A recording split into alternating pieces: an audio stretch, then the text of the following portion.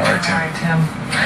Well, Detroit's water department is cracking down on people with overdue bills, and today Local 4 followed workers as they went to homes and shut off service. Begging the question, why hasn't the water in this abandoned factory been shut off? Instead, it is spewing thousands of gallons of water no one is using. Mara McDonald spent the evening trying to get answers. How'd you do, Mara? Well, I think we did pretty well, Devin. After a call to the water department and a trip back to that abandoned factory tonight, there's no more geyser on Detroit's west side.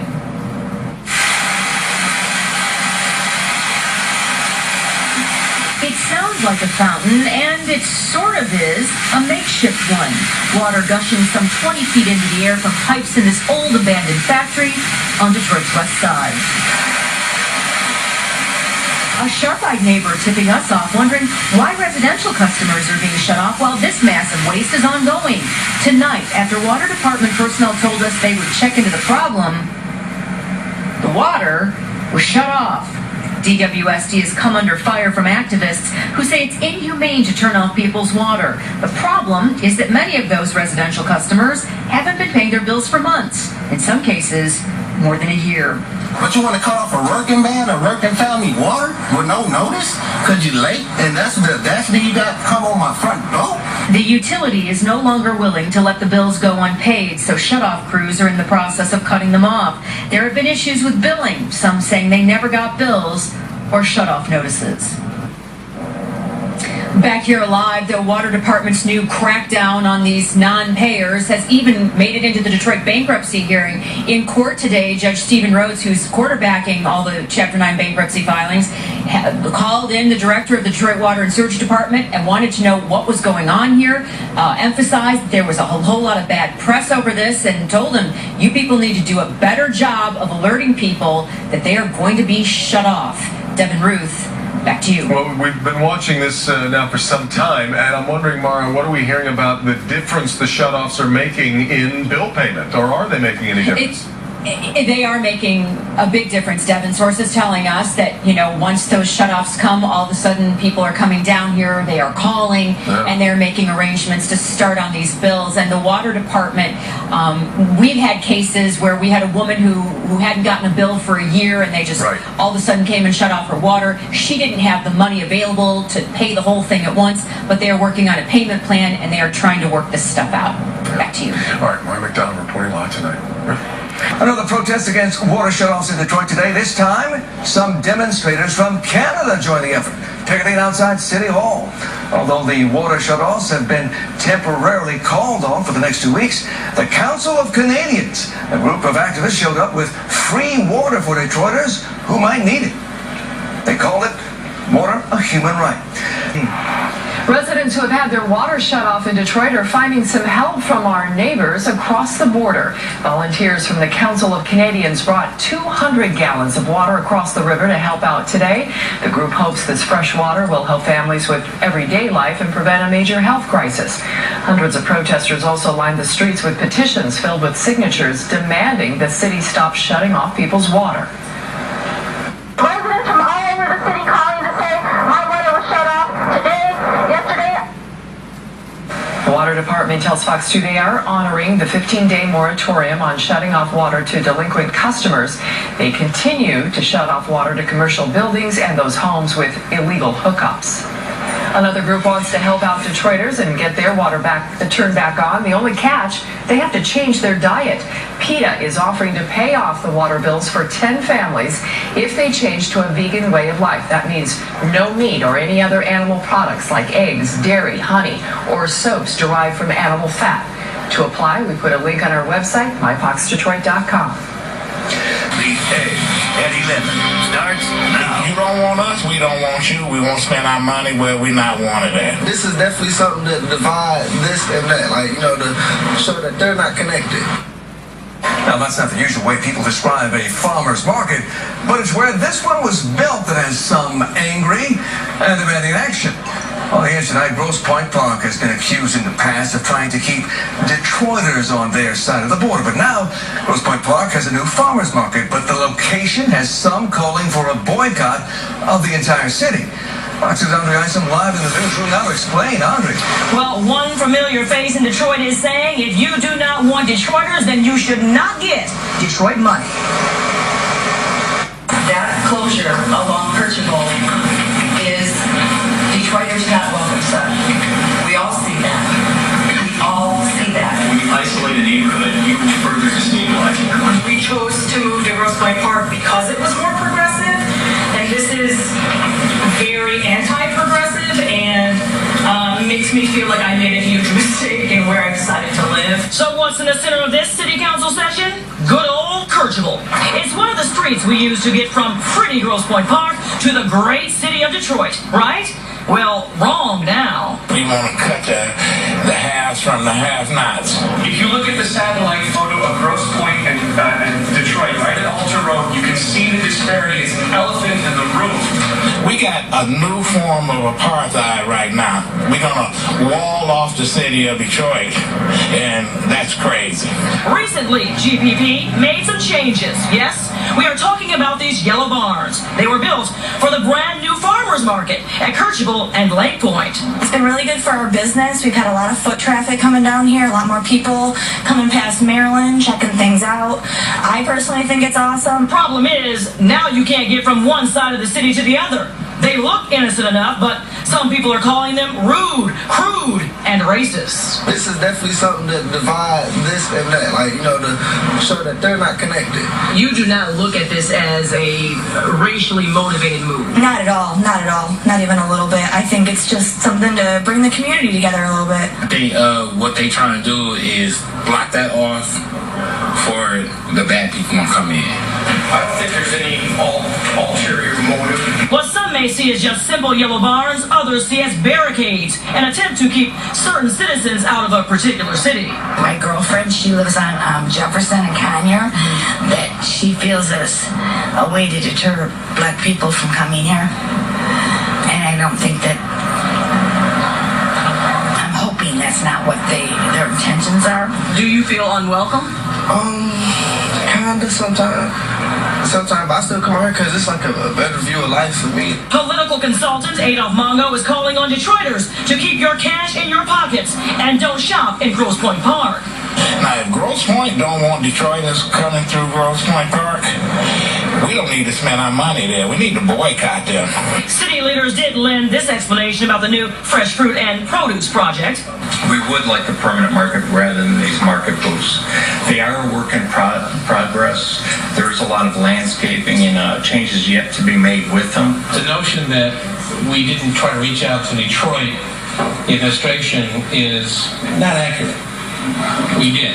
Our goal, and I know from speaking to the planning commission officials, is to develop the entire block in cooperation with Detroit. I think that's what everybody would like to see, and that's what's best suited for both the city of Detroit and Grosse Pointe Park. Perhaps be a little bit more thoughtful about the issue, rather than saying, we'll wall it off and that's going to solve our problems. City leaders are also saying they do not want Detroiters to feel like they are not welcome because they say they are welcome. And this negative perception is something they're working really hard to erase. Andre, is the city of Detroit saying anything about this? Well, a spokesperson with the mayor's office, John Roche, says this, that there are a number of aspects of this development that the city's law department has serious concerns about. They are thoroughly reviewing this and expect to have something to say in the next couple of days, which is really, I don't know, because Grosse Pointe Park is saying that they want to combine with Detroit, and they were hoping to have some new grand project around this time next year. So obviously, the city of Detroit has, some thoughts on it too that they plan to share soon. So stay tuned.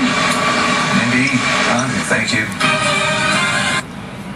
The city is reminding Detroiters there is help available if you can't pay your water bill. This, of course, comes in response to the hundreds of people who gathered downtown to protest the water shutoff. Some of those protesters came from as far away as California. Emergency Manager Kevin Orr released a statement this evening saying the water department will work with customers who have financial needs, but they have to contact DWSD. There's also help available through community groups and the state's Department of Human Services as well. We put all of that information for you on clickondetroit.com. Police to the crash scene. Well, Detroit's water department says it's taking time to contact and work with customers who have fallen behind on their bills. As a result, the department has suspended shutoffs for the next 2 weeks. Since March, 18,000 customers have been shut off for non-payment. The water department has since faced international criticism and protest. It is now intensifying its outreach program to make sure the customers that truly have financial problems get the help they need. One edge and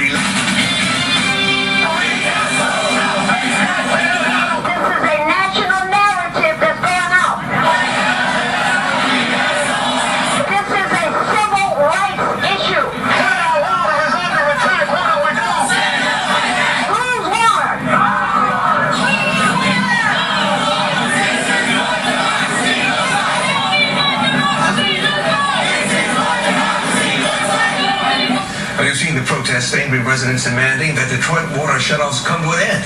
They say that clean water is a human right, whether you can pay the bill or not. And Charlie LaDuff is here tonight with the tale of two cities, one where the poor see their taps go dry, the other where the rules may not apply to the super rich.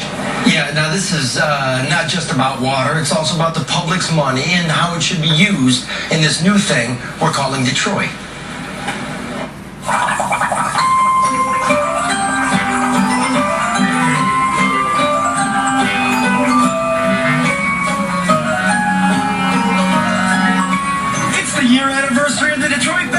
How's that going? Awesome if you're a billionaire, and not so good if you're a hundredaire. You might have heard the city shutting off people's water, which is weird, since they're surrounded by 95% of the country's drinking water. You're not a mooch on society? No. You get welfare? No. Don't get a dime of it. So, you're one of the good ones? Correct. I don't mooch off of nobody. You don't shut people's water off, do you, in the middle of a hot summer? You needed to take a shower, you needed to wash dishes, you need bath water, and if they cut it off, you're just gonna be dirty, basically. And we needed to brush our teeth. How are your teeth?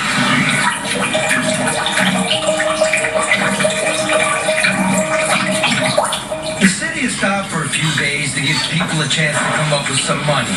But you gotta honor your responsibilities on time. If you don't, a city goes bankrupt. Unless you're a billionaire. You see, a billionaire's different than you and me.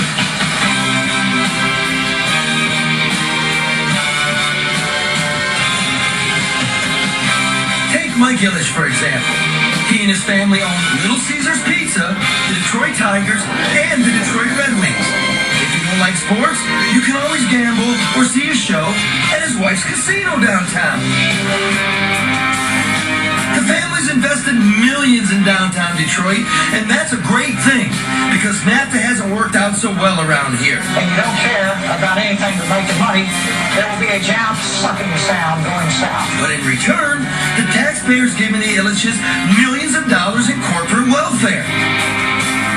After the city released a list of the biggest water deadbeats in Detroit, the Illiches said they did not owe tens of thousands of dollars on a past due water bill at the hockey arena that the city built for them 3 decades ago. It shows a $34,000 balance. Some $14,000 is in dispute, late charges, and they may be correct that $20,000 or so looks like a regular bill. So they owe. They owe. But now we're told that after we and other media outlets asked about their bill, the company has paid it in full. And that's good. But it's funny how people who owe just a couple $100 get their water turned off. In the meantime, here's some pictures of the police officer's bathroom in a local precinct house. So sad. I said come down there and cut your water off. Oh, yeah. Now, also in bankrupt Detroit, you can no longer let your property go to hell or board it up, speculating on a future business deal.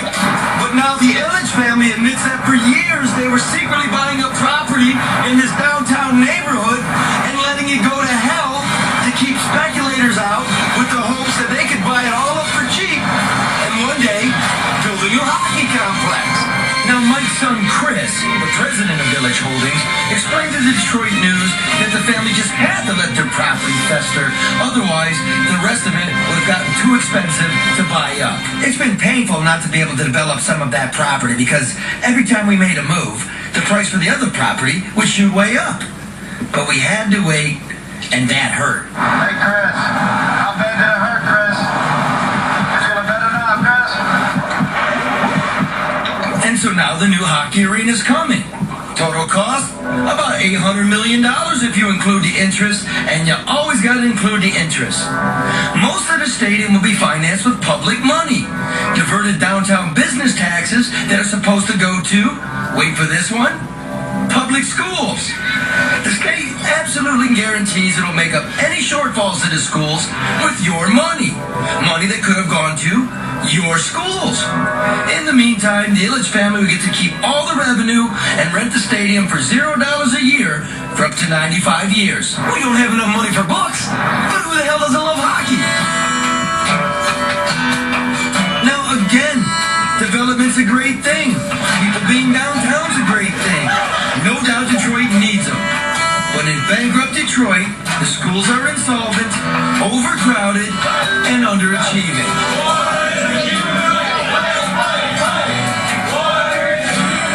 And that's bankrupt Detroit, a tale of two cities. Now we invite you to come. Take some notes in case this happens to a town near you. Be sure to take in a hockey game, take photographs, and get yourself a nice, clean glass of fresh drinking water.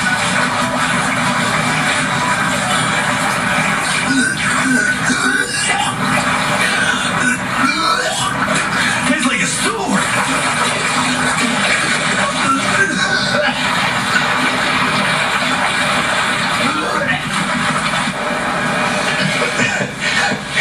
Now, most households have their water shut off about 60 days in arrears. Now, according to the city of Detroit, the Illiches were overdue on their water bill at the Joe, but not in default. And so now their bill is paid according to the city, and that's the end of that discussion. You know, some people say that people like Mike Illich and his family have done more good for Detroit over the years by investing in the city when no one else would.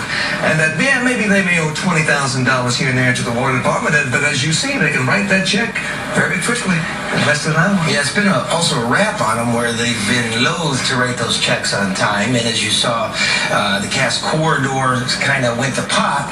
And as a player in this whole thing explained to me, let's look at Manny Maroon, the biggest property owner in the state of Michigan.